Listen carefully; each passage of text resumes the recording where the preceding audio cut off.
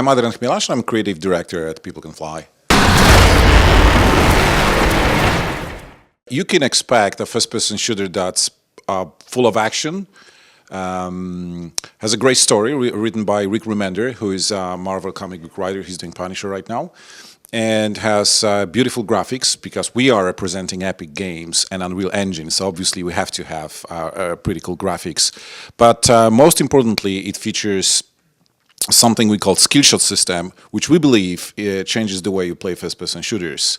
Basically, the system is about you killing in creative way. Normally in first-person shooters, killing is good, that's what you want, and you're very happy when you kill a guy. In Bulletstorm, when you just kill a guy, yes, you are rewarded with a little amount of special points, but that's it. Only if you kill creatively, if you, as we call it, kill with skill. A headshot is a good example of killing with skill because it's not as easy. Then you get many more points. We call it a skill shot. Every single creative kill has a name. If you kick a guy and kill him midair, it's called bullet kick. And that system, the system of skill shots, we believe changes the way you play the game because no longer just killing a guy is something that satisfies you. Actually, you're quite disappointed when you just kill a guy. So you start thinking about the combat arena differently, you look at the enemies differently, at the environment differently, and that's something new in games, I think. We wanted to have a lot of action and to make the player feel like the action hero. So what that means to us is, yes, the game features exploration sequences, but when the action kicks in, when there's combat, then we wanted you to move around like action hero. So we feature, for example, the kick. Normally in first-person shooters, you just boink the guy with your gun. That's your melee attack.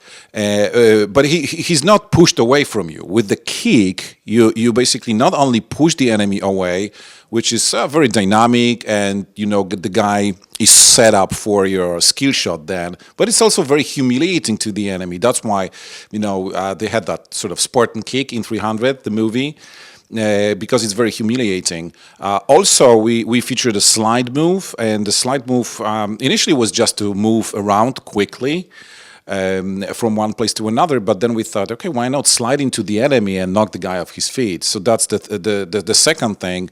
So you have all these kind of tools to your disposal, not just weapons, but also your moves. And finally, you also have something we call the leash, which is sort of like energy beam that you can use to, sort of like a whip.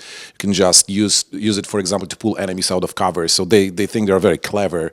Set up camp behind these covers, and there you go, right? Slow motion, in the air, in front of you. Your weapon, probably know what's going to happen. Most definitely, story is like a crucial element of Bulletstorm. I think it should be a crucial element of any modern AAA title. But in our case, it's not just the story, but it's also something that's called emotional engagement, emotional context to combat, and embedded storytelling. And okay, right, I know, funny terms, but what I mean by that is we've seen in the demo of Bulletstorm, in the presentation, that you went through the park and you were killing enemies on the way. So sometimes, in older times, that worked, right? Enemies, park, shoot them, move on. But in our case, there is emotional context to all that. Your friend has just been grabbed by this gigantic monster and is dragged, under the ground, and you need to save his ass as soon as possible. So yes, you do go through the park, but there is a context to all that. And embedded storytelling in our case is that, if you remember stuff like audio diaries in other games, so we have sort of something like this, but done visually, meaning if you want to just run through the game, you can. But when you stop and explore this world a little bit, then you can find bits and pieces of information, what happened to that world, and discover like layers of the story that you would normally miss. Because we don't force you to do this, but if you want to, you can.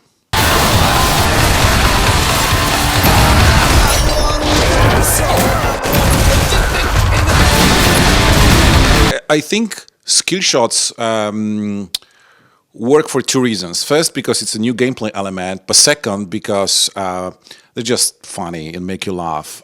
So the only skill shot that has like a sort of normal name is headshot, because we wanted players to understand the idea first.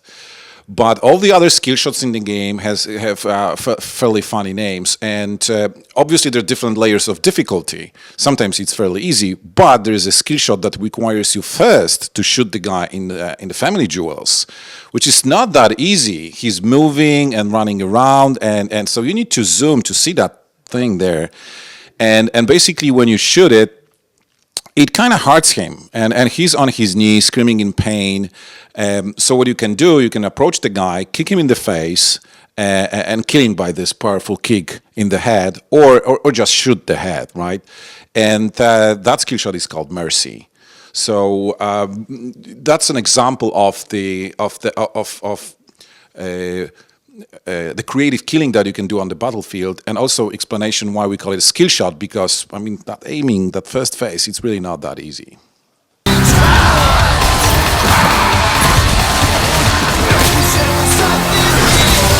In Bulletstorm, it's not that there's this world in the background and enemies that feel that world, and that's the only thing you need to fight. In our game, the whole this mysterious city of Elysium and the whole planet of Stygia are dangerous and are out there to get you. So you need to be very careful not to be, well, eaten by a plant, because plants are mutated on this planet.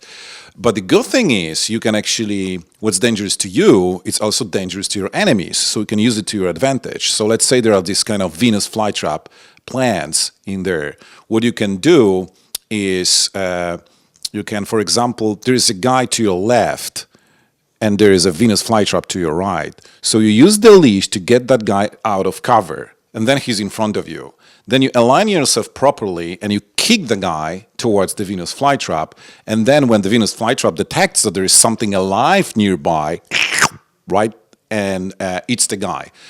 Was that a creative killing? Yes. So you are again rewarded with a skill shot and many points. So and Venus flytraps are not obviously the only interactive element of the environment.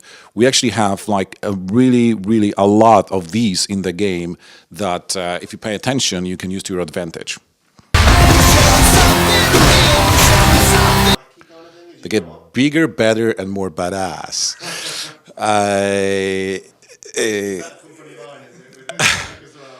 Well, it's not a bad line really when you think about it. But internally, company line is something's good when it's fucking awesome. That's basically what we.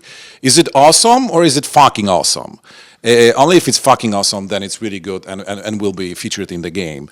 Now, with the weapons, the thing is that our philosophy of weapon design is that it needs to be extremely easy to use. Point. Press a button. That's it, basically, but multifunctional at the same time. So there is this weapon that we have in the game called flail gun, which is basically two grenades and a chain that links them, connects them together, and sort of like a bolo or bola, I don't know the word, but anyway, you can wrap this thing around the enemy, and then you press the button again, and the enemy explodes. Now, how do I use it creatively? That's it, right? I do this, bam. But what if you wrap this flight chain around the enemy, but quickly switch to another weapon, to the machine gun that you have, and now headshot is very easy because the guy is not moving; he's mobilized by that flail chain. Or what happens if I wrap this guy around, and I have the kick, and there's another enemy? Approach that guy, kick that guy towards the other enemy, explode the guy, so to speak, and both guys die with just one flail chain. So, and I'm just scratching the surface here, what you can do with the flail gun. And that's an example of the design that we apply to every weapon in the game. One button, aim, but multifunctional.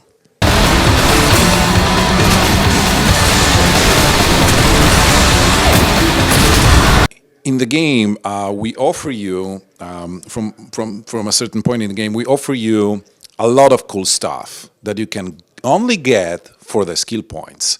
Now you take a look at that list, and if you don't, and hopefully you will be really wanting, you really would want the stuff that's there. And the example being the charge shot from the lighter, 100 bullets at the same time, glowing skeleton, kill everybody very quickly. So